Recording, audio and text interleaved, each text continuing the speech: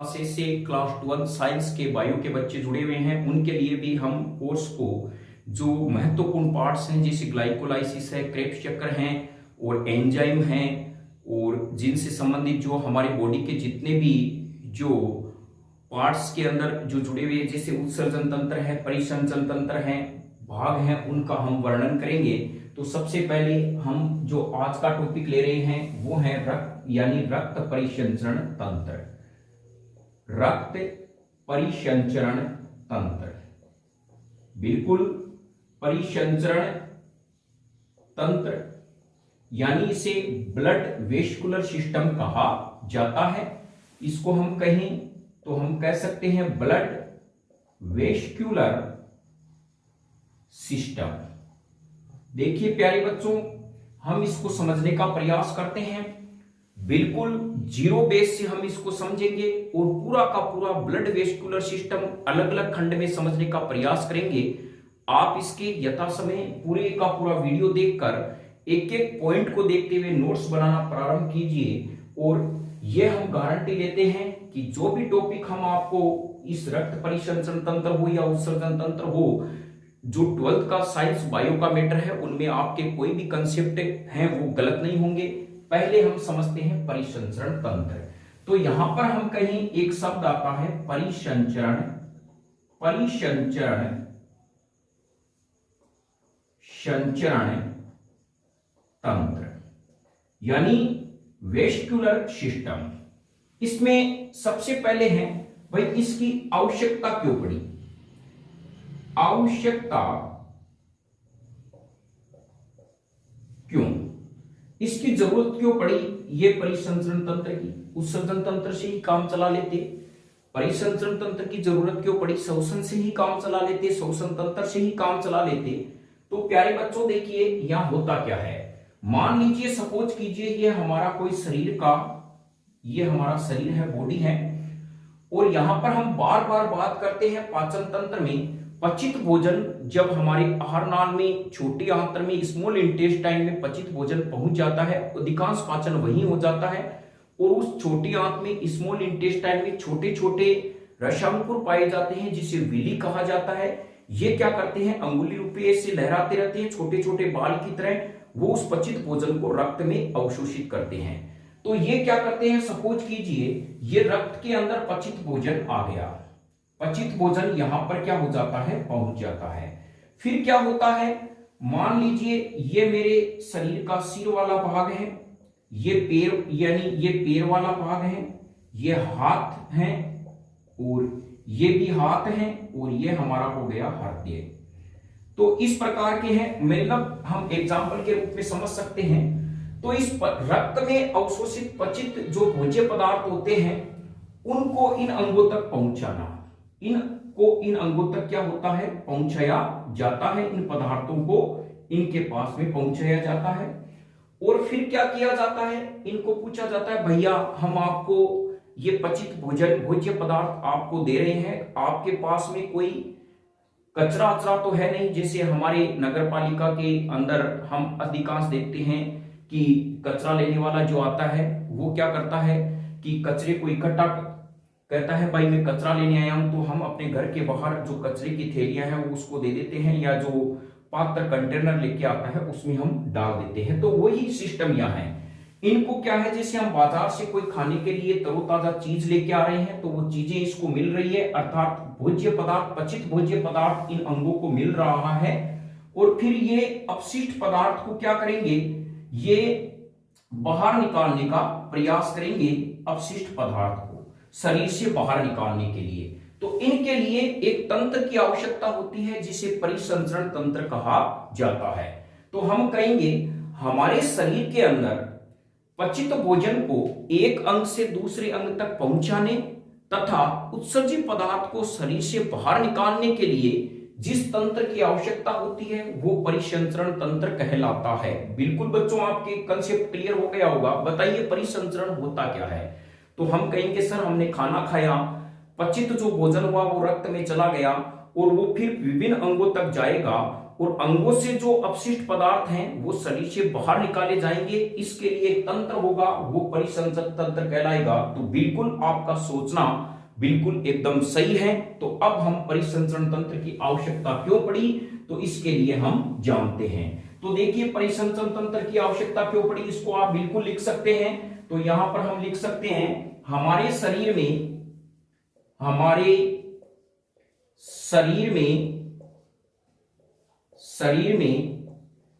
पचित भोज्य पदार्थ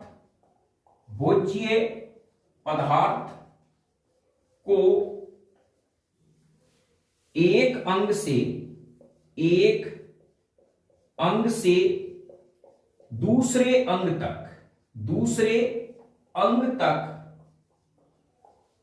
ले जाने तथा अपशिष्ट पदार्थ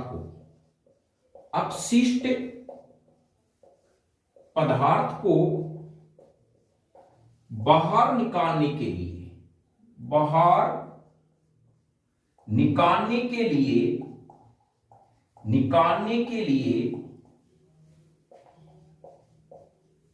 जो तंत्र काम में आता है उसे परिसंचरण तंत्र कहते हैं। परिसंचरण तंत्र कहते हैं। तो प्यारे बच्चों यह आप समझ गए होंगे। तो ये ध्यान रखें, इंग्लिश मीडियम वाले भी ज्यादा हेडेक ले नहीं, क्योंकि इसका ट्रांसलेशन आप इंग्लिश में आराम से कर सकते हो। In our body when the digestive food is moved from one organ to another organs and the waste material is outcome from body by through this system and these system are known as vascular system। अर्थात हम कह सकते हैं हमारे शरीर में पचित भोज्य पदार्थ, ध्यान रखें यह परिभाषा आप जरूर ध्यान रखें, पचित भोज्य पदार्थ को कहां ले जाया जाएगा, एक अंग से दूसरे अंग तक, और अपशिष्ट पदार्थ को शरीर से बाहर निकाला जाएगा। यानी अपशिष्ट पदार्थ को शरीर से बाहर निकालने के लिए जो तंत्र काम में आता है उसे परिसंचरण तंत्र कहते हैं। तो बिल्कुल आप ये कंसेप्ट ध्यान रखें, अपशिष्ट पदार्थ को बाहर निकालने के लिए तंत्र जो काम में आएगा उसे उत्सर्जन तंत्र कहेंगे। और हमारे जो हैं यानी अंगों तक यानी जो आवश्यक पदार्थ है उसको ले जाने का जो काम करेगा वो कहलाएगा रक्त परिसंचरण तंत्र। तो यहां आप समझ गए हैं परिसंचरण तंत्र दो प्रकार के होते हैं, एक उत्सर्जन तंत्र होता है, एक रक्त परिसंचरण तंत्र होता है। तो यहां पर आप इस लाइन को उतार ले। नेक्स्ट हम समझते हैं प्रकार, परिसंचरण तंत्र के प्रकार। फिर नेक्स्ट आवश्यकता क्यों पड़ी समझ गए। अब इसके बारे में हम कहीं प्रकार, इनके जो टाइप्स होते हैं वो दो होते हैं। एक होता है प्यारे बच्चों रक्त परिसंचरण तंत्र, परिसंचरण तंत्र, रक्त परिसंचरण तंत्र हो गया।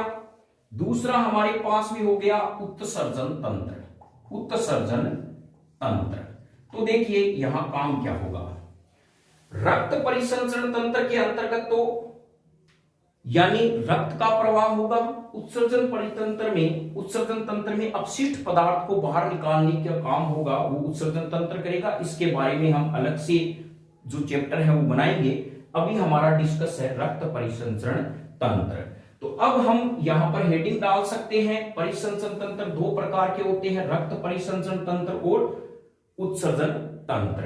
अब यहां पर हम समझते हैं सबसे पहले रक्त परिसंचरण तंत्र को। देखिए प्यारे बच्चों ये हमारा शरीर है और इसके अंदर क्या होता है, बहुत सारी वाहिनिकाएं होती है। इस प्रकार का क्या होता है, वाहिनिकाओं का जाल होता है जिसमें रक्त यानी दो प्रकार का द्रव्य बहता है, एक तो बहता है लसिका और एक बहता है रक्त।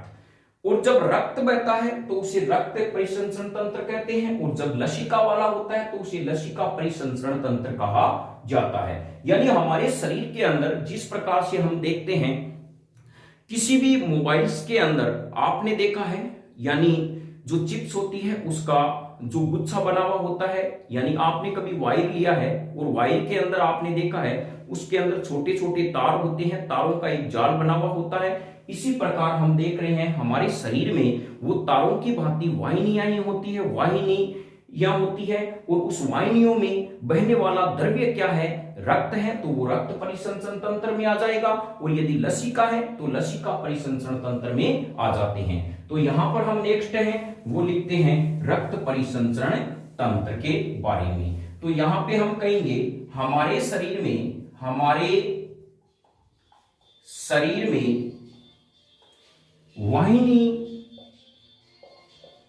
वाहिनियों अर्थात जो वेसल्स होते हैं, हाँ, वाहिनियों का जाल होता है जिसमें दो प्रकार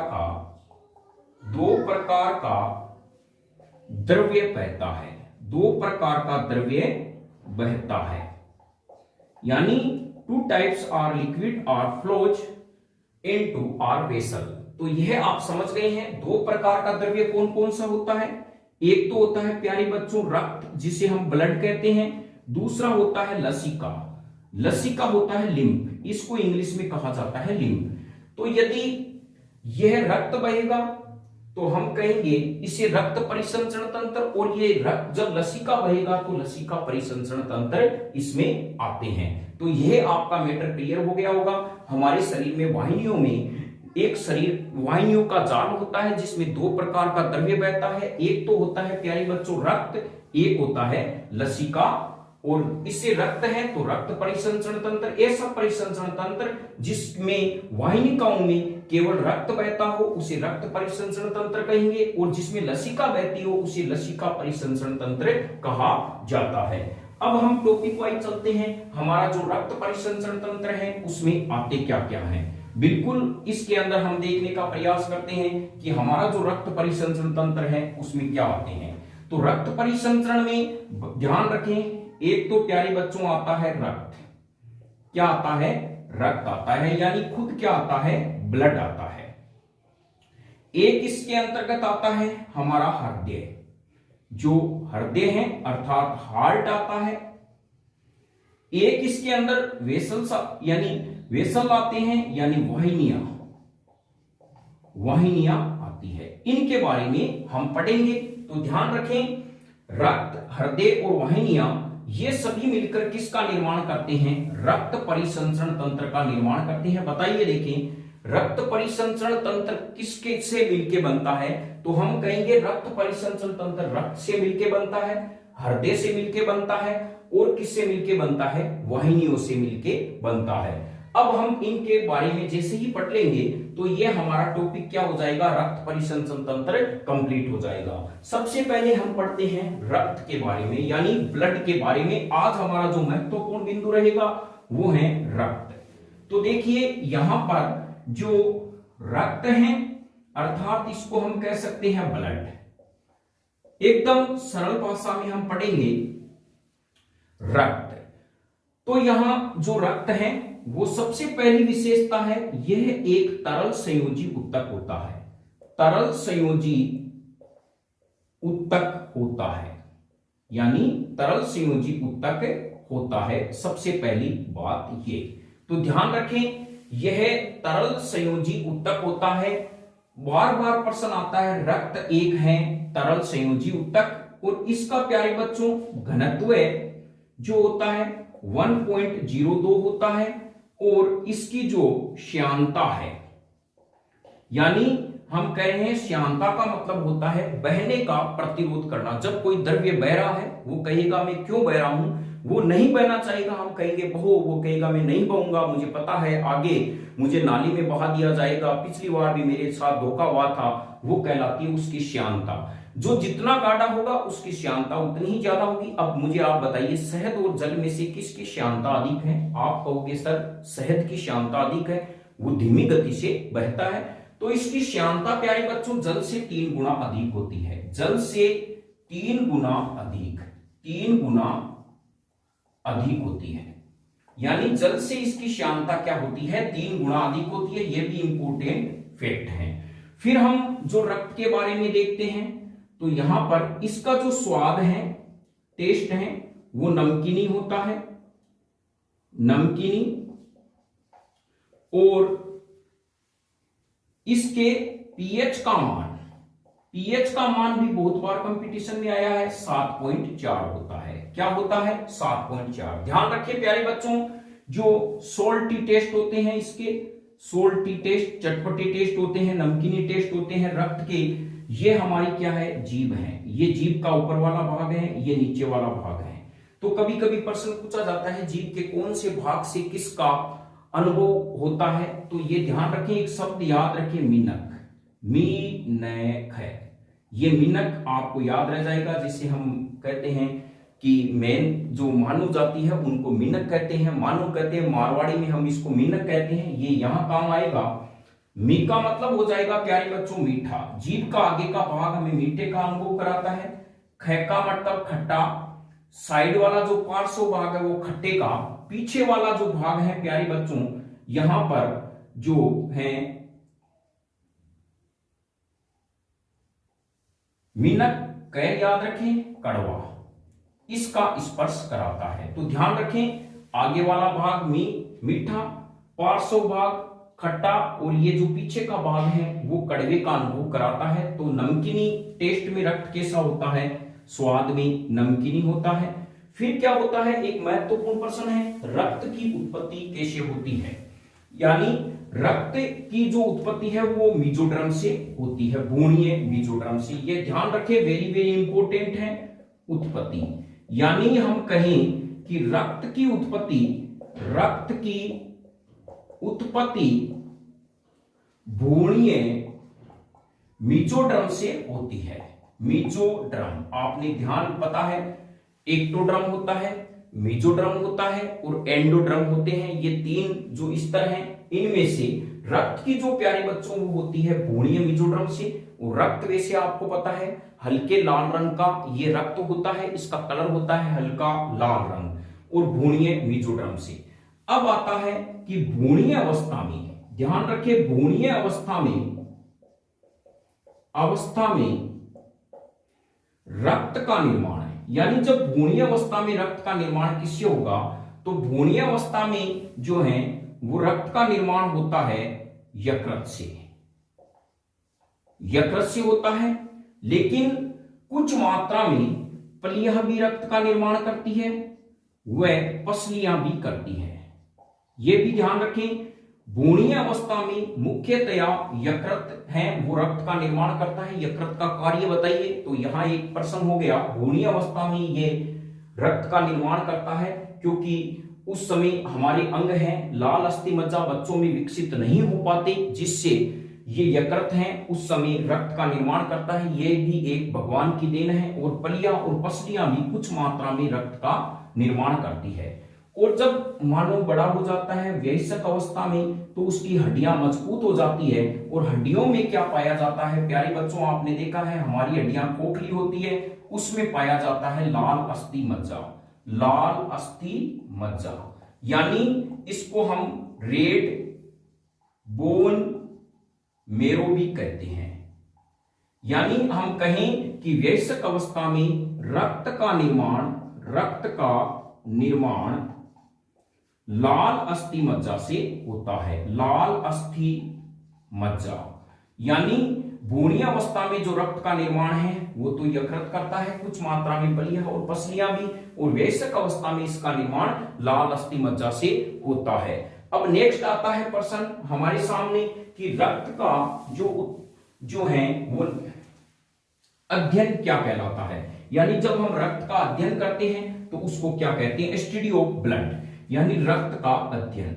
रक्त का अध्ययन, रक्त का जो अध्ययन है वो कहलाता है हीमेटोलॉजी, हीमेटोलॉजी कहा जाता है। ध्यान रखें, इंग्लिश मीडियम वालों के भी ज्यादा है नहीं, हीमेटोलॉजी यह कहलाते हैं रक्त, यानी इसको हीमेटोलॉजी, रक्त का अध्ययन क्या कहलाता है, हीमेटोलॉजी। और रक्त का जो उत्पादन करने वाले अंग हैं, रक्त का उत्पादन करने वाले अंग, जो रक्त का उत्पादन है वो करने वाले अंग क्या कहलाएंगे प्यारे बच्चों? इसको कहेंगे हीमोपोएटिक अंग, यानी हीमोपोएटिक अंग इसको कहा जाता है। जो रक्त का अध्ययन हीमेटोलॉजी, रक्त का जो उत्पादन करते हैं उसका उत्पादन का जो प्रक्रम है या प्रोसेस है वो क्या कहलाता है? हीमोपोएटिक जो ऑर्गेन्स है वो कहलाते हैं या इसका प्रोसेस कहलाता है। और इस प्रक्रिया को, इस जो प्रक्रिया इसको हीमोपोएसिस कहते हैं। हीमोपोएसिस, ध्यान रखें ये महत्वपूर्ण कंपटीशन में आने वाले वर्ड है। फिर हम कहते हैं कि हमारा पेपर है वो आउट ऑफ सिलेबस चला गया।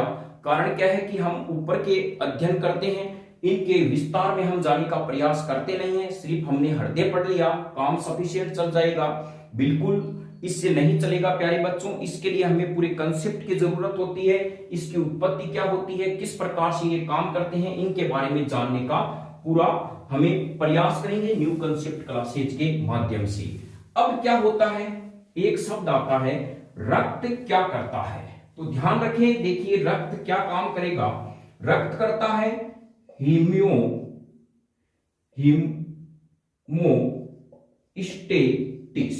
हीमोस्टेटिस का काम करता है। ये बहुत बार वर्ड आता है। कारण क्या होता है, हीमोस्टेटिस है क्या? देखिए ये हमारी कोशिका है, इसके बाहर जो कोशिका द्रव्य होता है क्या होता है? हम कहें कि एक कोशिका है और इसके अंदर साइटोप्लाज्म होता है हमारे शरीर के अंदर। तो इसमें ये रक्त क्या करता है प्यारे बच्चों? इस कोशिका में इसका अलग कोशिका द्रव्य होगा, लेकिन हमारे जो बॉडी पार्ट्स हैं इसमें एक छोटी सी कोशिका, इसके बाहर जो प्लाज्मा होता है यानी साइटोप्लाज्म होता है, जीव द्रव्य होता है। इसमें ये क्या करते हैं? भौतिक व रासायनिक अवस्था को बनाए रखने का काम करते हैं, यानी भौतिक और रासायनिक जो चेंजेस होते हैं उसको बराबर करने का काम करते हैं। इसे कहा जाता है हीमोस्टेटिक और हीमोस्टेटिस। और यह रक्त काम करता है अब अर्थात हमारे कोशिका के बाहर यह भौतिक व रासायनिक जो संगठन है उसको बनाए रखने का काम करता है। इस प्रक्रिया को कहा जाता है हीमोस्टेटिस कहा जाता है। तो यहां पर ये ध्यान रखें। और रक्त के अंदर प्यारे बच्चों दो चीजें पाई जाती हैं, वो है क्या उसके बारे में हम देखते हैं। तो ध्यान रखें, रक्त के अंदर जब हम आगे डिस्कस करते हैं तो रक्त में दो चीजें आती हैं। वो क्या है? रक्त है हमारे पास में ब्लड, इसके अंदर दो जो चीजें आएगी वो एक तो हमारे इसमें आ जाएगा रक्त खुद, एक आ जाएगा प्लाज्मा। क्या आ जाएगा? प्लाज्मा, यानी रक्त कणिका और प्लाज्मा। सॉरी, इसमें आ जाएगा प्लाज्मा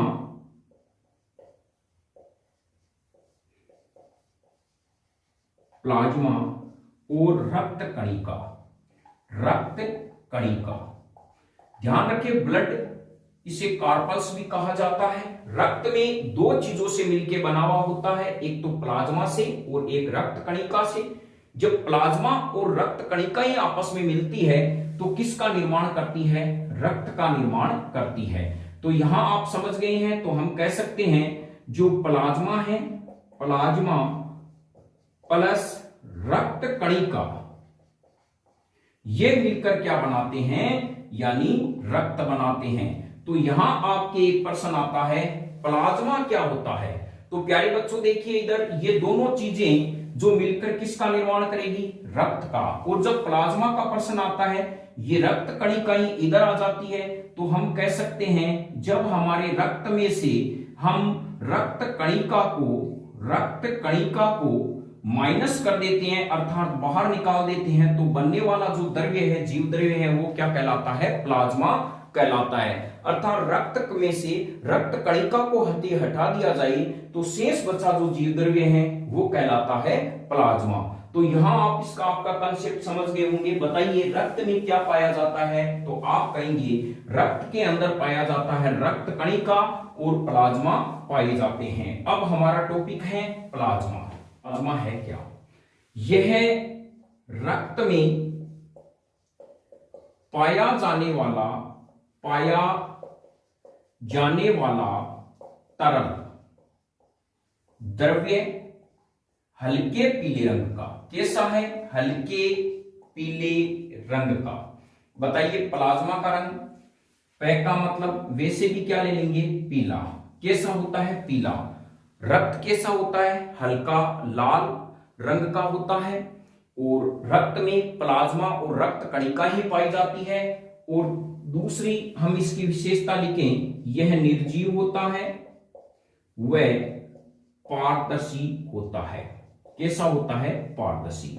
ध्यान रखें, जो प्लाज्मा है वो रक्त का 55 से 60% भाग बनाते हैं। वेरी वेरी इंपॉर्टेंट है। प्लाज्मा जो है वो रक्त का कितना प्रतिशत भाग बनाते हैं? 55 से 60% भाग बनाते हैं। और ये है निर्जीव पारदर्शी जीव द्रव्य।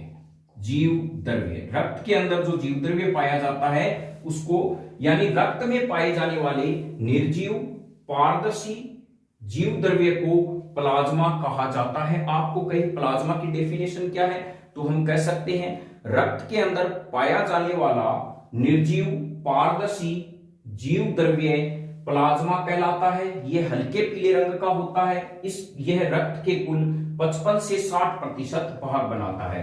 अब देखते हैं इसका संगठन, यानी प्लाज्मा का संगठन क्या है, इसमें क्या पाए जाते हैं। तो सबसे पहले जो नेक्स्ट हेडिंग है वो है प्लाज्मा का संगठन। बिल्कुल आप नोट्स उतारते रहें, जिससे न्यू कंसेप्ट क्लास से ये चाहेगा जो आरपीएससी सेकंड ग्रेड की तैयारी कर रहे हैं या अदर कंपटीशन की है या 12th क्लास के बायो के जो बच्चे हैं उनके लिए यह वीडियो मददगार साबित होगा। रक्त का संगठन, तो इसमें सबसे पहले बात करते हैं जल। जल इसमें पाया जाता है 90%। फिर होता है plasma protein. Plasma protein, plasma protein प्यारे बच्चों इसमें होता है 7%। अब देखिए प्लाज्मा प्रोटीन में आते क्या क्या है। प्लाज्मा प्रोटीन के अंतर्गत एक तो आते हैं एल्बुमिन। एल्बुमिन, ये एल्बुमिन। फिर नंबर 2 ग्लोब्यूलिन। नंबर 3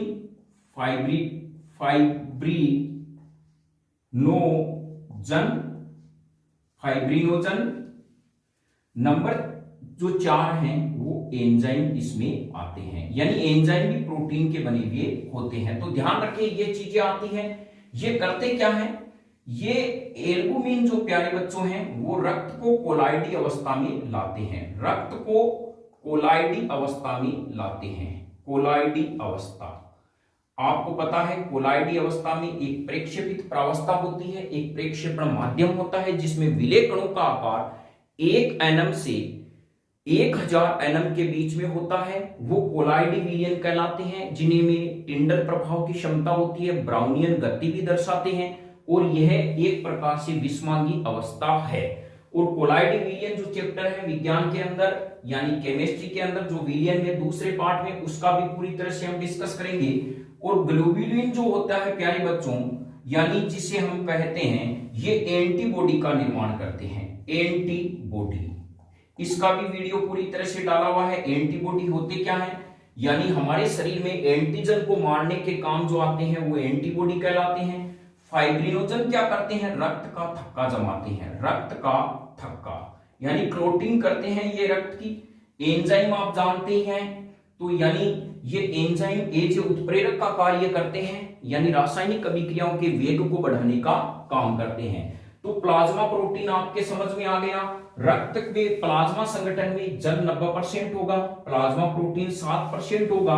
और अकार्बनिक लवण, अकार्बनिक जो लवण है वो 2% होते हैं। अब देखिए इसमें अकार्बनिक लवण होते क्या है। अकार्बनिक लवण है वो NaCl होते हैं, या NaHCO3 होते हैं, या मैग्नीशियम, कैल्शियम या पोटेशियम के सल्फेट, फॉस्फेट और कार्बोनेट लवण होते हैं। आप कहोगे, या हम कहें बाइकार्बोनेट यानी HCO3-। जैसे मैं इसका उदाहरण ले लूं MgSO4, या इसका उदाहरण ले लूं Ca3PO4, इस प्रकार से। जैसे इसका मैं उदाहरण ले लूं K2CO3। यानी हम कहें कि हमारा जो रक्त होता है उसमें अकार्बनिक लवण होते हैं। अकार्बनिक लवण नमक भी हो सकता है, सोडियम बाइकार्बोनेट, या कैल्शियम, पोटेशियम, मैग्नीशियम के सल्फेट, फॉस्फेट, कार्बोनेट या बाइकार्बोनेट लवण होते हैं। आखिर ये करते क्या है? देखिए, ये हमारे शरीर के अंदर बफरता गुण प्रदान करते हैं और हमारा जो रक्त है उसको क्षारीय माध्यम यानी उसके पीएच को मेंटेन रखते हैं, 7.4 बनाए रखते हैं। क्षारीय गुण, हमारा जो रक्त है वो क्षारीय होता है। क्यों?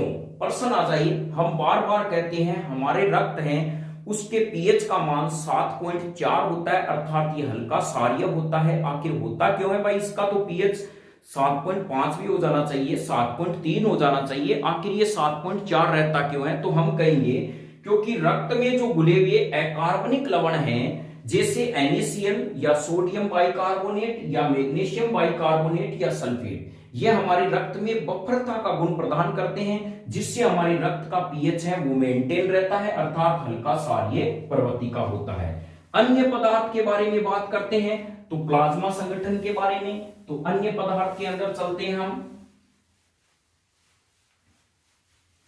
अन्य पदार्थ तो देखिए, अन्य पदार्थ होता है इसमें 1%। अन्य पदार्थ के अंदर क्या आ जाएंगे? गैसें आ जाएगी। जैसे हम कहें कि CO2 इसके अंतर्गत आ जाती है, ऑक्सीजन है वो इसके अंतर्गत आ जाती है, हार्मोन इसके अंतर्गत आ जाते हैं, अपशिष्ट पदार्थ इसमें आ जाते हैं, अपशिष्ट पदार्थ इसके अंतर्गत आ जाते हैं, पचित पदार्थ इसमें आ जाते हैं, ETC जितने भी ये हैं ये इनके अंतर्गत आते हैं। तो ये प्लाज्मा का संगठन ये है। अब आप मुझे बताइए प्लाज्मा होता क्या है? क्या आपने आज क्या सीखा? प्यारे बच्चों, प्लाज्मा होता है जब रक्त में से रक्त कणिकाओं को हटा दिया जाता है, शेष बनने वाला द्रव्य है वो प्लाज्मा कहलाता है। और इसके बारे में फिर हम डिस्कस करेंगे नेक्स्ट अगले चैप्टर में। रक्त है क्या, यानी रक्त के अंदर अब नेक्स्ट हमारी आएगी, रक्त 2 घटकों से मिलकर बना हुआ होता है, एक प्लाज्मा होता है, एक रक्त कणिकाएं।